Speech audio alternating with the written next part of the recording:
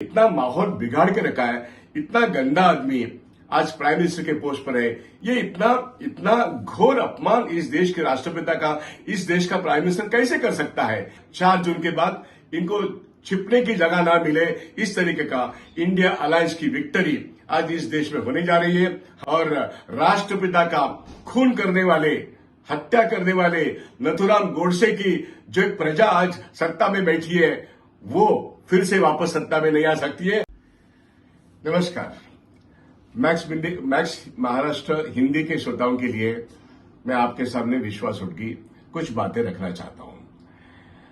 एक डॉक्टर मनमोहन सिंह ने आज के एक इंपॉर्टेंट स्टेटमेंट किया है। उन्होंने ये कहा है कि नरेंद्र मोदी के 10 वर्ष के काल में ये जो प्राइम मिनिस्टर की जो पोस्ट की गरिमा है, इसको बहुत बड़ा धक्का लगा है। और ये इतनी बड़ा सच हम सब लोगों को मालूम है, लेकिन डॉक्टर मनमोहन सिंह जब बोलते हैं, पूरे इलेक्शन के दौर में वो आखिरी दिन बोले हैं, लेकिन उसका इंपैक्ट इतना बड़ा है कि सारे प्रचार में सबसे इंपॉर्टेंट प्रचार वो है कि देश का जो प्राइम मिनिस्टर की पोजीशन की गरिमा है, उसको मिट्टी में मिला देने का काम हमारे देश के आज के प्राइम मिनिस्टर जो है वो केयर टेकर है, लेकिन नरेंद्र मोदी ने वो किया है। आज के दिन वो शायद कन्याकुमारी विवेकानंद के स्मारक के पास जाएंगे, 2 दिन ध्यान धारणा करेंगे, लेकिन पिछले कुछ 1.5-2 महीने में इन्होंने इतना माहौल बिगाड़ के रखा है, इतना गंदा आदमी आज प्राइम मिनिस्टर के पोस्ट पर है। इसीलिए हमें भी तो शर्म हो रहा है कि हमारा पंतप्रधान ऐसे कैसे हुआ 2014 से लेकर आज तक। बात इसलिए है क्योंकि इन्होंने इस देश के राष्ट्रपिता, जो इस देश की स्वतंत्रता के लिए लड़े, वो महात्मा गांधी, जिनके कारण इस देश में हमें 1947 में 15 अगस्त को स्वतंत्रता मिली, और उसके बाद जो एक कॉन्स्टिट्यूशन तैयार किया डॉक्टर बाबा साहेब अम्बेडकर ने, तो इस देश की जनता को एक बराबरी का हक मिला। असमानता दूर करके, विषमता दूर करके, रोजगारी हो या अपने जीने का हक उनको मिला, वो संविधान। इसमें वो रिफ्लेक्शन है सभी डॉक्टर बाबा साहब अम्बेडकर के संविधान में कि वो महात्मा गांधी का जो स्वातंत्र पूर्व योगदान था और स्वातंत्र के बाद जो योगदान है वो जवाहरलाल नेहरू का है, उसके पहले भी उसके बाद भी।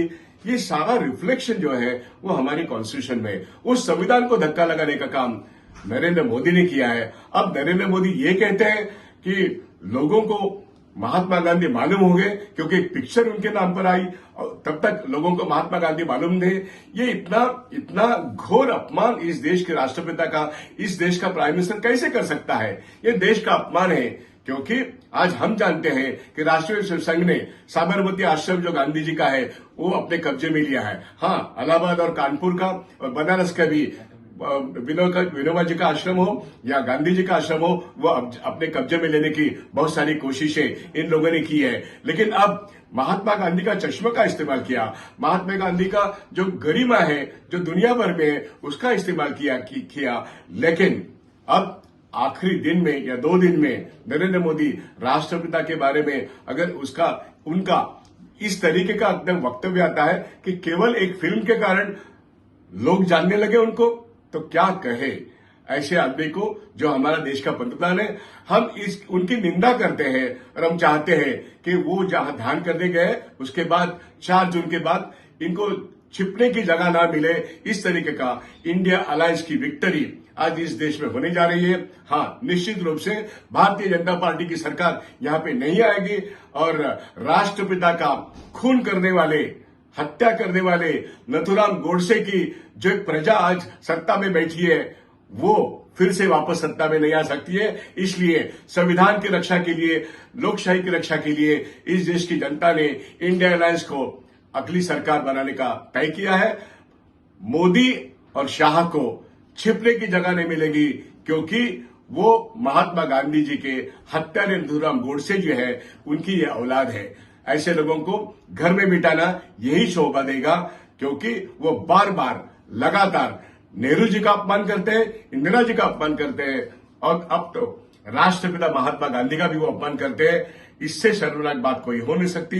इसलिए मनमोहन सिंह जी ने कहा, उनको हम सैल्यूट करते हैं।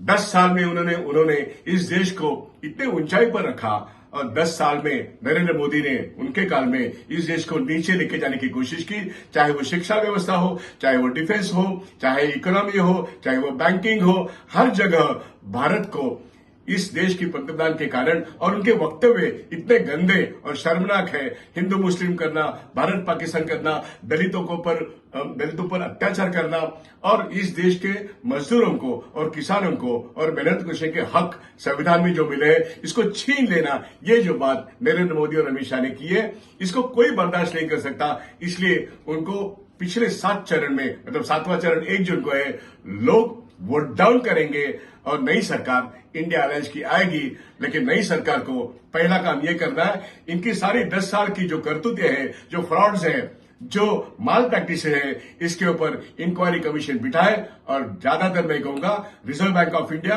और फाइनेंशियल सेक्टर में जो गड़बड़ियां हुई है इसके ऊपर नई सरकार को गौर करना पड़ेगा, क्योंकि ये सबसे महत्वपूर्ण क्षेत्र है। और ये फिर से एक बार मैं कहता हूं, महात्मा गांधी के बारे में जो अपमानजनक शब्द अब इस नरेंद्र मोदी ने किया है, हम इसका धिक्कार करते हैं और हम आदर करते हैं डॉक्टर मनमोहन सिंह के एक ही सेंटेंस का, जो उन्होंने कहा कि पंतप्रधान पद की जो गरिमा है, जो जवाहरलाल नेहरू से लेकर अब तक जो कायम थी, देश को ऊंचा रखने की काम थी, वो नरेंद्र मोदी ने खत्म कर दी है। और उनका वक्तव्य महात्मा गांधी के बारे में जो है और उनके सारे वक्तव्य महिलाओं के बारे में, खिलाड़ियों के बारे में, युवाओं के बारे में, किसानों के बारे में जो गंदी बर्ताव इस देश के प्राइम मिनिस्टर किए, इसका भी हमको कंडेम करना चाहिए। अब जा रहे वो कन्याकुमारी को, वहीं से उनको वापस इस सत्ता से बाहर करना, यही हमारा काम है।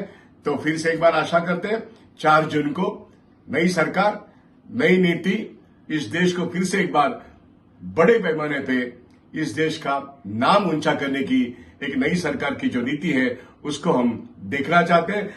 कतई हम इस नरेंद्र मोदी के चेहरे को देखना नहीं चाहते जो राष्ट्रपिता महात्मा गांधी का अपमान करते हैं बार बार। तो इनको आपको देश में और विदेश में भी छुपने की जगह नहीं रहेगी। ऐसा इंतजाम इस देश के लोगों ने करना बहुत जरूरी है। धन्यवाद, यहीं पर रुकते हैं।